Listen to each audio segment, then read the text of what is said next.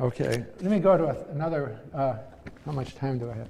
Cognitive dissonance.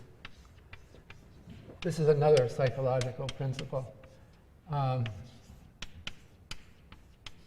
term was coined by sociologist Leon Festinger in the 1950s, I believe. I actually met this guy. That's the nice thing about being in academia. You meet all these great names if you're in long enough eventually. But what is cognitive dissonance? It's a judgmental bias that people tend to make because they don't want to admit they're wrong. Maybe I'm oversimplifying this mistake. It's painful to think that I believed something and it was wrong. So people will cling to old beliefs and try to find evidence that supports their belief because they have an ego involvement with the belief. And so I will be biased. The famous experiment indicating cognitive dissonance done by some psychologists had the following form. They got a list of people who had just bought a car, and they knew what make of car. They got the list from car dealers, so they knew exactly what car they had just bought. And they called these people up and asked them to participate in a psych experiment, or I think they said a marketing experiment. But they didn't let them know that they knew what car they had just bought.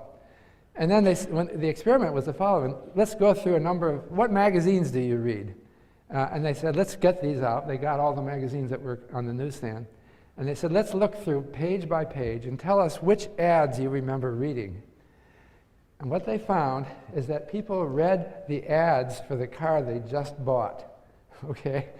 And they avoided, especially, the car that they thought they might buy but decided not to buy. So after you buy a car, you want to confirm your belief in it. So you selectively get information that confirms your belief. And so this cognitive dissonance is another factor. It's been demonstrated. It's an error that people make. It doesn't mean that people, again, none of these errors is inviolable. People will make the error, and then they'll learn from their mistakes, and they'll correct it. They're not totally cognitive dissonant, but it's just a kind of error that keeps coming up.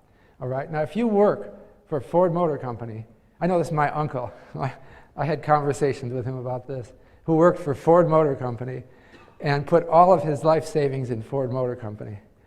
And I said, Uncle Ralph, you shouldn't do that because it's your job and all of your life savings. What if something happened to Ford Motor Company? Fortunately, he didn't work for GM, which became worthless recently. But it can happen. You know, Ford could be completely wiped out. That's your life savings. And you know what he said to me? He said, you know, I've worked at Ford all my life. They treat me well. I believe in them. I'm not going to sell. And so there's lots of people like that. So when they show up at a financial advisor, the first thing that they should do, the financial advisor should tell them, get out of your Ford stock. You can't, that's just too risky. But only 40% of the financial advisors did that. The 60% left them mostly in their own company's stock. Why did they do that? Well, Mullainathan thought it's because the advisors know there's cognitive dissonance, and they're afraid to drive away a new client. Maybe they'll gradually do it over a while, but you just don't challenge their deep beliefs. Whatever they say is true. And so they're kind of yes men. Not all of them. And maybe they'll come around. It relates then again to a moral dilemma. If you are a financial advisor working in private practice, what do you do with people who come to you if you know from experience that challenging their deep-seated beliefs will drive them away? So in the real world, this is, again, I'm not sure that these financial advisors are doing the wrong thing.